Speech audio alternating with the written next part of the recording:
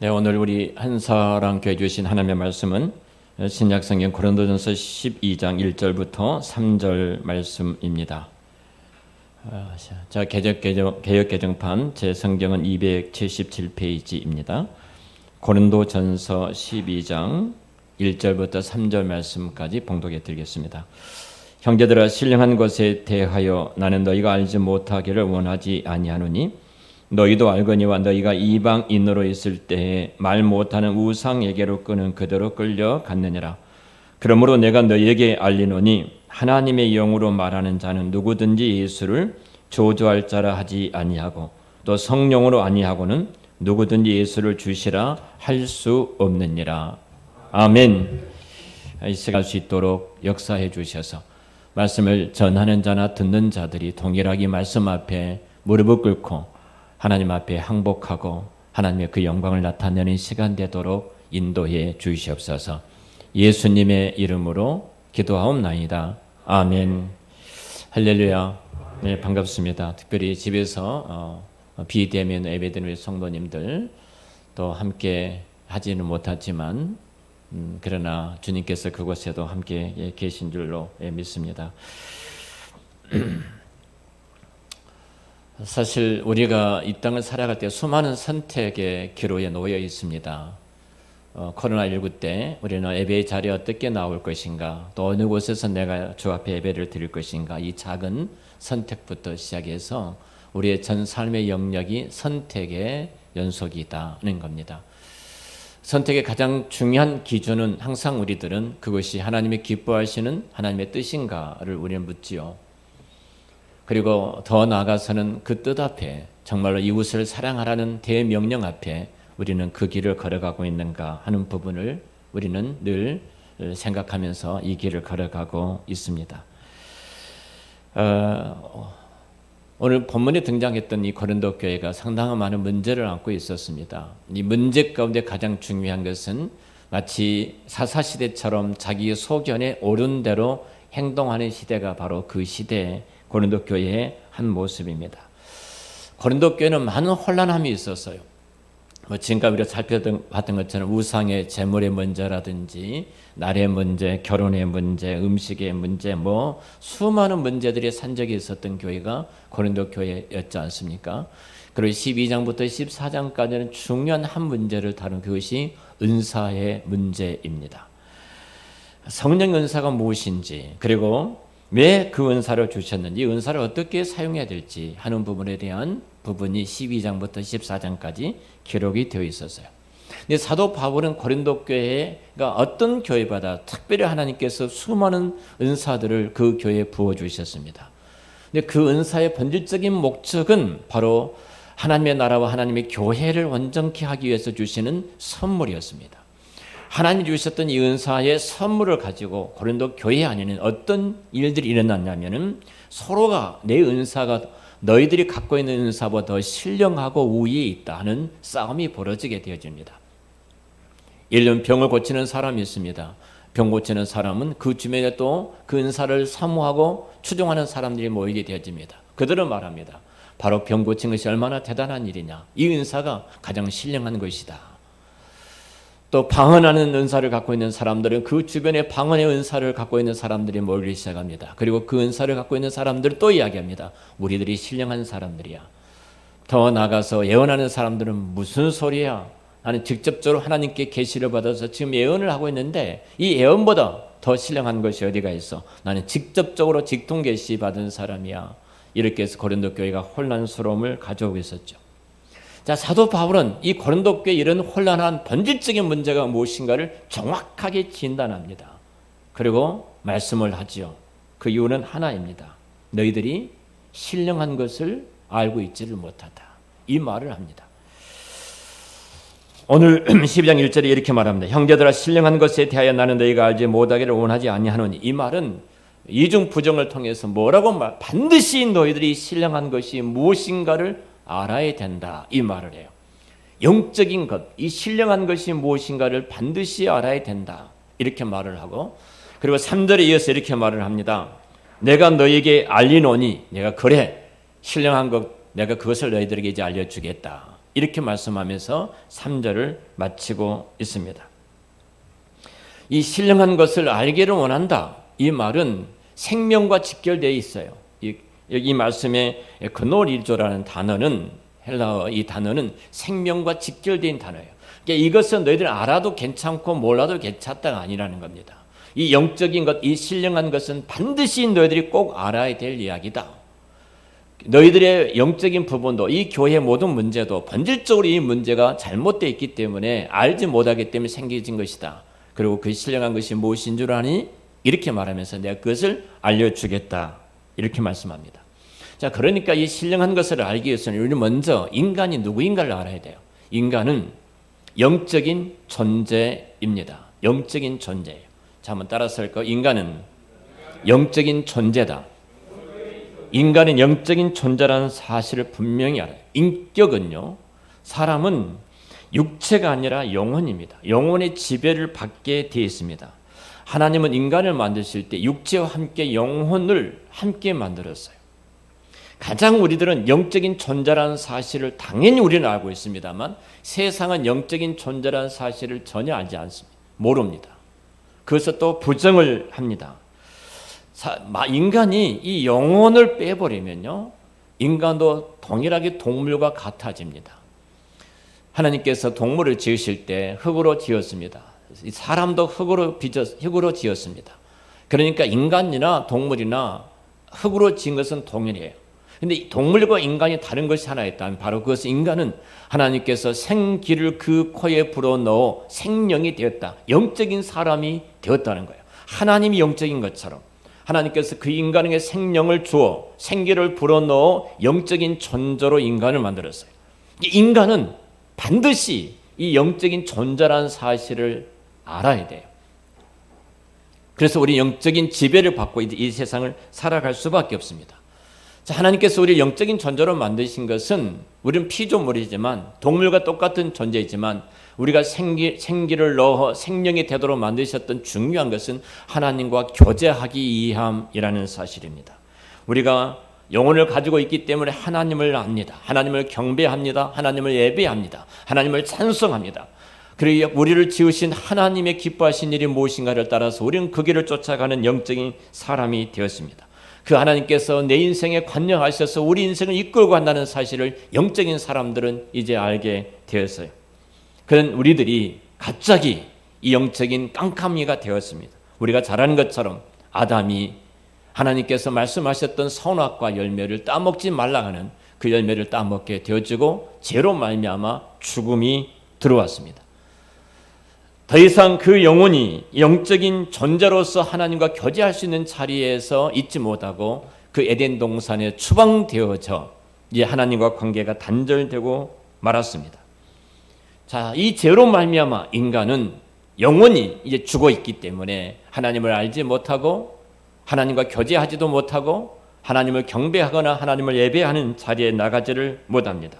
어떻게 인간 세상이 움직이는지도 알지를 못합니다. 코로나19가 세상은 굉장히 우연스럽게 퍼졌다고 생각합니다만 우리는 분명히 그 배후를 알고 있습니다. 어떻게 하나님께서 온 우주와 만물을 운행해 가시는지 그리스도 밖에 있는 사람들은 전혀 알지를 못합니다. 영적인 깜깜이가 되었죠. 이런 영적인 깜깜이 된 우리들에게 성령님이 오셨습니다. 예수님께서 부활하시고 승천하신 이후에 성령을 우리 가운데 보내주셨습니다. 그리고 성령은 다시 사람들 가운데 거주하시고 그리고 예수를 구주와 주님으로 믿게 하시고 믿는 그들 안에 성령의 거하심으로 성령의 사람으로 우리가 살아있는 영적인 사람으로 하나님께서 우리를 만들어 주셨습니다. 이것이 바로 이제 하나님을 알고 하나님과 교제하는 그 지위가 회복된 하나님의 사람이 되어졌어요. 그런데 자, 우리 영적인 존재라는 사실을 우리는 분명히 알아야 되고요. 영적인 존재라는 사실을 알게 될 때 세상은 그 누구도 영적인 존재라는 사실을 다 거부합니다. 그리스도 밖에 있는 사람들은. 자, 우리는 영적인 존재예요. 자, 그러면 우리가 영적인 이 하나님의 사람이 되기 전에 오늘 2절에 이렇게 말합니다. 너희도 알거니와 너희가 이방인으로 있을 때에 말 못하는 우상에게로 끄는 그대로 끌려갔다. 그러죠? 자, 이방인으로 있을 때인데 이 말입니다. 자, 신자이든 불신자이든 예수를 믿는 사람이든 믿지 않는 사람이든 동일하게 인간은 영적인 지배를 받게 되어 있어요. 그리스도 밖에 하나님을 알지 못하는 죄인들은 영적인 지배를 받지 않는가? 그들 육체를 따라 살아가는가? 성경은 그렇게 말하지를 않습니다. 그들도 동일하게 영적인 지배를 받습니다. 우리도 성령의 지배를 받는 것처럼 그리스도 밖에 있는 사람들도 영적인 지배를 받아요. 자, 어떤 영의 지배를 받는가? 어떤 영의 지배를 받고 살아가는가?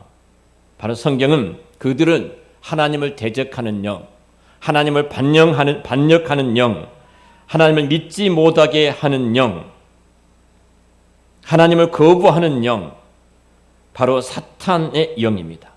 사탄이 부리는 귀신의 영들이 세상 사람들을 끌고 가고 있습니다. 여러분, 하나님을 믿지 않는다고 종교가 없습니까? 하나님 믿지 않는 사람들이 여러분 보시 훨씬 종교성을 더 깊게 갖고 있는 것을 여러분들이 보게 될 것입니다. 우리 모습만 봐도 그래요. 자, 우리 모습을 보면 여러분 우리 어떻습니까? 한번 생각해 보십시오.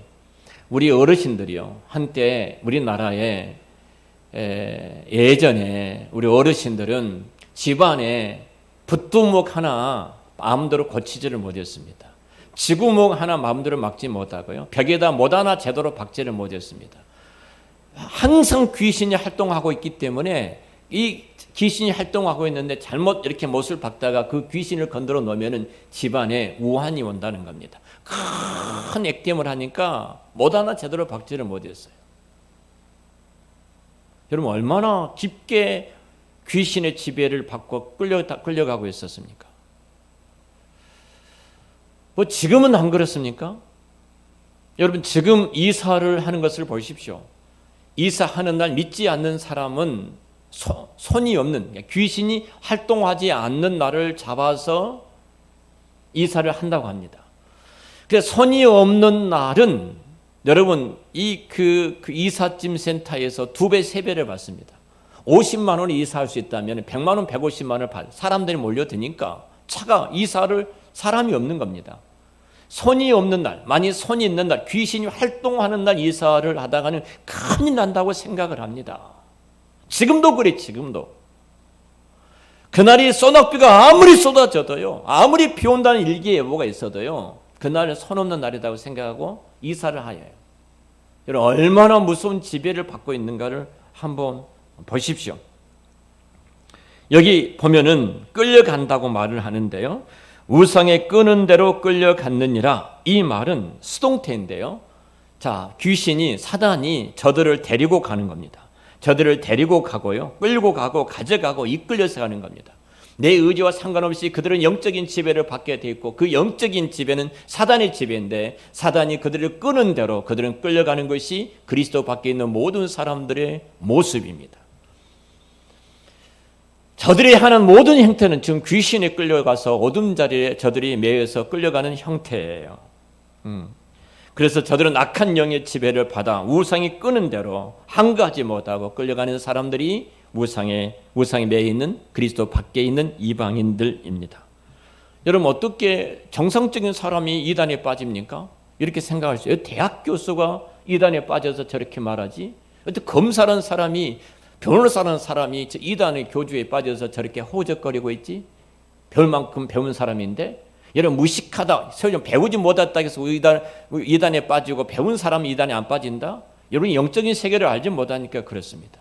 영적인 세계는요, 그리스도 밖에 있는 모든 사람들은 그들은 영원히 죽었어요. 세상적인 아무리 많은 학문으로도 영적인 일을 터치할 수가 없는 겁니다. 그러니까 저들은 영적으로 죽어 있기 때문에 사단과 마귀가 끄는 대로 끌려가는 사람들이 저들이에요.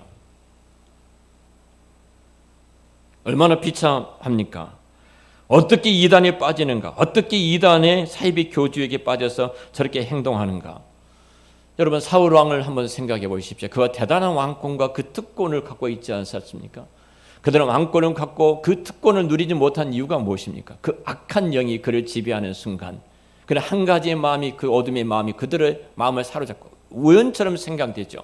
아, 나의 정적이 한 사람, 똑똑한 놈이 생겼구나. 저놈 때문에 내 자리가 이태로워. 내가 저놈을 제거하면 돼. 아주 인간적인 일 같죠. 그래서 다윗을 평생 동안 죽이려고 쫓아다니지 않았습니까? 그리고 그 인생이 얼마나 비참하게 죽게 됩니까? 그런데 그를 지배한 것은 어둠의 신 사단이, 귀신이 그를 지배했다고 성경은 이야기하고 있습니다. 그리스도의 밖에 있는 모든 사람들은 그 어둠의 영의 지배를 받고 그들이 끌고 가는 대로 끌려가는 것이 바로 세상의 모든 사람, 전국의 그들이 종착역은 바로 지옥으로 끌고 가고 있습니다. 그러나 그리스도인들은 성령의 지배를 받는 사람이요, 동일하게 우리도 영의 지배를 받습니다. 우리 지배는 성령의 지배를 받고 있어요.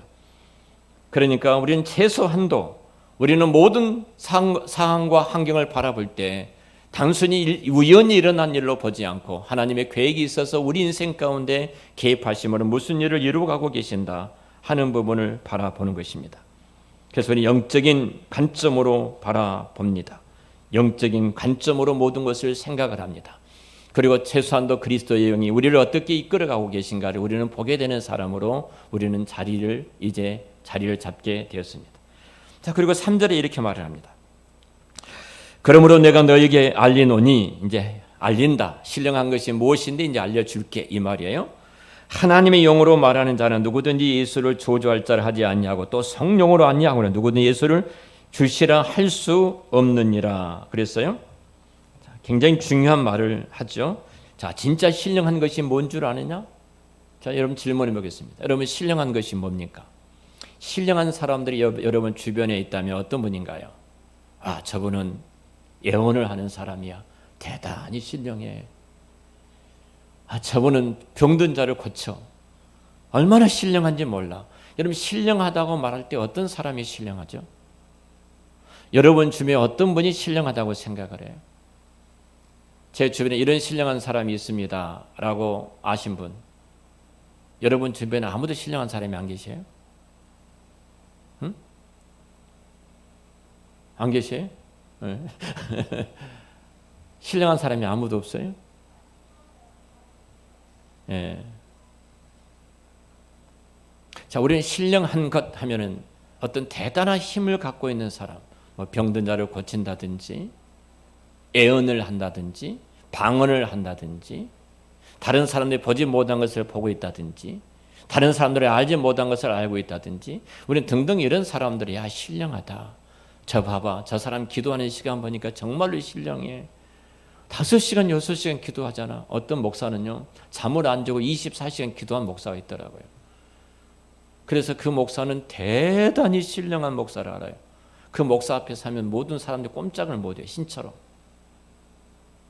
이분이 누군지 아세요? 이재록이라는 사람. 지금 어디가 있어요? 교도소에 가 있어요. 신령한 사람이. 이상한 여자들 건드려가지고. 자, 신령한 사람이라고 할 때 어떤 사람일까요? 고린도 교회가 이 문제에 걸린 거예요. 신령하다는 이 영적인 것이 무엇인지를 알지 못했던 것이 고린도 교회의 심각한 문제였습니다. 이 신령한 것은 영적인 은사예요. 자, 은사라는 것은 우리가 잘 아는 것처럼 선물입니다. 하나님께서 선물을 주신 목적이 있죠. 그 목적은 주님께서 피로 값주고 사신 주님의 교회를 위해서 주신 거예요. 나를 위해서 주신 것이 아니에요. 누구를 주신 거예요? 교회를 위해서 주신 거예요. 그러니까 그 은사가 누구를 드러내야 돼요? 교회를 드러내요. 교회를 드러내는 것은 누구를 드러내는 거예요? 예수 그리스도의 그 머리이신 주님을 드러내는 거예요. 목사를 드러내는 거 아니에요. 목사가 설교를 통해서 주님이 드러나야 되지. 목사가 내가 얼마나 대단한 사람인 줄 알아? 꼼짝 마. 너희들 잘못하면 내가 뭐 하나님도 마음대로 한다고 어떤 못된 목사가 그 말을 했잖아요. 하나님 꼼짝 마 이따위 소리를 하고 있잖아요. 그 이단 중에 이단이지. 우리 가운데 시험 드실 분 계세요. 내가 그분한테 그렇게 말을 했다고? 감사하게도 우리 교인들은 굉장히 신앙의 성숙을 갖고 있기 때문에 시험 드신 분이 안 계셔서 얼마나 감사한지. 여러분 뭐가 신령한 거예요? 성경은 분명히 이렇게 말합니다. 신령한 것은 예수를 주라고 시인한 사람이 신령하다는 거예요. 할렐루야. 예수를 구주와 주님으로 고백한 것이 신령한 거예요. 우리 힘으로 고백할 수 있나요? 우리의 의지로 예수를 믿을 수 있나요? 누가 설득하니까 내가 예수를 믿게 되던가요? 성령으로 말미암지 않고는, 하나님의 영으로 말미암지 않고는 우리는 예수를 구주와 주님으로 고백하고 믿을 수가 없는 거예요. 내가 이미 예수를 구주와 주님으로 고백했다는 것은 바울이 말했던 것처럼 우리는 누구라는 거예요? 지금 너희가 신령한 자라는 거예요. 지금 너희들이 말하는 그 은사가 신령한 것이 아니라 그 은사라는 것은 주님의 교회, 그리스도를 드러낼 때 그것이 신령한 것이지, 그걸 가지고 너희들이 내가 얼마나 대단한 신령한 사람이냐, 너가 아니라는 거죠. 이 문제가 고린도 교회가 갖고 있는 심각한 문제였다는 사실입니다. 근데 우리는 자꾸 이렇게 생각합니다. 신기함, 이걸 쫓아다니는 거예요. 야, 그곳에 신령한 사람이 있대, 예언한 사람이 있대, 방언한 사람이 있대, 병을 고친 사람이 있대. 여러분, 그 신기함이 있는 것이 아니라 바로 예수 그리스도를 그 사람이 드러내는가, 그가 예수 그리스도를 구주와 주님으로 믿고 있는가, 이것이 성경은 신령한 것, 이렇게 말씀을 하고 있습니다. 우리가 이 진리를 바르게 하면은 주님의 교회가 지금 무엇인가를 바르게 아는 거예요. 그리고 우리가 최소한도 여러분 주변에 신령한 분이 계십니까? 하면 이제 손을 다 드셔야 돼요. 왜요? 옆에 분이 다 신령한 분이니까. 할렐루야. 그러잖아요. 자, 다시 질문하겠습니다. 여러분 주변에 신령한 분이 계십니까? 손 한번 들어보실래요? 예. 다 여러분 다 신령한, 내가 예수를 구주와 주님으로 믿는 것이 신령한 것이다. 바울이 이렇게 말해요. 성령의, 하나님의 영의 첫 번째 역사가 택한 하나님의 백성들을 하여금 예수 그리스도를 믿어 구원에 이르게 하는 이 은혜예요. 이렇게 이르기 위해서는 가장 먼저 뭐가 대두가 아니라 우리는 죄인이라는 고백이 있어야 돼요. 여러분, 우리가 죄인이라고 말할 때 내가 죄인입니다, 이렇게 내가 수긍한 사람이 얼마나 있던가요? 나는 어떻게 살아왔는데, 나는 다른 사람과 비교할 때 나는 이 정도 삶을 살아왔는데 내가 나보고 죄인이라고? 대부분이 그렇게 생각하지를 않습니까? 근데 성령님의 첫 번째 사역이 바로 우리 가운데 오시면 바로 우리가 죄인임을 고백할 수밖에 없어요. 그러나 나는 소망이 없는 자고 우리를 구속하신 예수 그리스도를 드디어 믿어 구원에 이르는 길은 주님밖에 없다고 우리는 고백하게 되는 것, 바로 이것이 신령한 일이요, 이것이 구원에 이르는 하나님의 일인 줄로 믿습니다. 이것이 하나님께서 우리 가운데 행하신 일이에요. 하나님께서 우리의 신령한 이 영광스러운 자리에 우리를 부르시기 위해서 때로는 성령 하나님은 초자연적인 환경과 여건을 통해서 일하시는 하나님의 손길을 볼 수도 있어요. 때로는 우리가 병들어서, 내가 사업에 내가 무너지고 실패할 때, 인간관계에 상처를 입고 깨어졌을 때, 시험에 떨어졌을 때 등등, 우리가 또 사별할 때, 이런 것들을 통해서 하나님은 내가 누군가를 깨닫게 하시고 성령께서 감동하셔서 우리로 하여금 주님만이 우리의 소망이고 주님만이 우리의 구원자임을 고백하고 신령한 이 생명의 자리에 우리가 들어갈 수 있도록 은혜를 베풀어 주신 줄로 믿습니다. 그러니까 예수로 말미암아 예수님께서 나의 구주요 나의 주님이라고 믿는 것, 여러분 우리가 다 알았어요. 예수님에 대해서 이미 우리 학교에서 예수님을 4대 성인 가운데 한 분이라고 우리는 배웠던 사람들입니다. 소크라테스나 공자나 똑같은 예수도 한 사람이다, 이렇게 배웠어요. 그런데 어느 날 성령께서 내 마음속에 나의 죄를 위해서 예수님이 십자가에서 죽으시고 3일 만에 부활하시고 나로 하여금 그 예수를 믿어 구원에 이르게 하시고 하나님의 자녀가 되게 하시고 성령께서 나로 말미암아 이제는 하나님을 아바 아버지라고 고백하시고 예수님을 나의 구주와 주님으로 영접하여 내 인생을 그리스도께 이양해 드린 것, 바로 이것이 신령한 자, 신령한 일이라는 사실입니다. 할렐루야. 베드로가 이렇게 고백하죠. 예수님께서 많은 사람들이 나를 따라오는데 저들이 나를 누구로 지금 알고 있느냐? 주님이 궁금하셨어요. 이게 말을 합니다. 어떤 사람은 선지자 중에 한 사람, 어떤 사람은 엘리야 중에 한 사람, 드디어 이렇게 쭉 이야기를 합니다. 그때 예수님이 제자들을 돌아보면서 너희들은 나를 누구라고 지금 알고 있느냐? 누구를 알고 이렇게 질문하셨어요. 그런데 베드로가 고백합니다. 마태복음 16장 16절에 주는 그리스도시요 살아계신 하나님의 아들입니다. 그때 예수님이 이렇게 말씀하셔요. 바요나 시몬아 내가 복이 있도다. 이것을 알게 하는 일은 너가 아니라 누구라는 거예요? 하늘에 계신 내 아버지다. 하나님께서 알게 하셨다는 거예요. 할렐루야. 이것처럼 신령한 일이 어디가 있어요? 이것처럼 신령한 것이 어디가 있어요? 하나님께서 이것을 알게 하신 거예요. 주는 그리스도시요 살아계신 하나님의 아들이십니다. 여러분, 그래서 우리는 이제 이 성령님인 우리로 하여금 날마다 예수 그리스도만을 의지하고 그리스도만을 바라보면서 살도록 우리를 인도하십니다. 내 한계를 철저하게 인정하고 내가 한순간순간 주의 은혜가 없으면 살아갈 수가 없습니다. 그리고 주의 은혜로 내가 그 안에 소망이 있음을 깨닫고 주님만을 바라보면서 살아가는 것이죠. 그리고 성령님은 내 인생의 후견자가 되시고 그리고 보증인이 되십니다. 그리고 세상 끝날까지 그리스도인으로 그리스도의 하나님의 백성으로 하나님의 자녀로 살게 하십니다. 이것을 교리적으로 인치심이라고 말하죠. 도장을 찍었다. 너는 내 것이다고 도장을 찍어 주셨습니다. 보증인이 되어 주셨습니다. 성령님은 우리 인생의 신원 보증인이 되어 주신 줄로 믿습니다. 내가 이제 그래서 그리스도와 그리스도인으로서 끝까지 실족하지 않고 믿음으로 살게 되어졌습니다. 이것이 신령한 일이에요. 그래서 우리는 모든 신령한 바로 이 신령한 것, 우리는 이제는 그것이 무엇인가? 내가 바로 신령한 그 복을 받고 있는 사람이다. 는 사실이죠. 자, 이제 이 사람 어떤 사람이 성령의 사람인지, 어떤 사람이 성령의 사람이 아닌지, 어떤 사람이 신령한 자인지, 어떤 사람이 신령한 자가 아닌지 판별하는 능력이 여러분 안에 이제 생긴 줄로 압니다. 성령으로 말하는 자는 결코 예수를 저주하지 않는다 그랬어요. 성령으로 말하는 자는 반드시 뒤에 나올 예수를 그리스도와 주님으로 고백하고 믿을 수밖에 없는 겁니다. 그러니까 성령으로 하지 아니하면 모두가 다 예수를 거부하게 되어 있다는 겁니다. 제가 이렇게 사람들이 운명할 때 이제 임종을 목사가 가서 예수 믿으신 분들 임종 예배를 드리고 예수를 믿지 않으신 분들은 복음을 전합니다.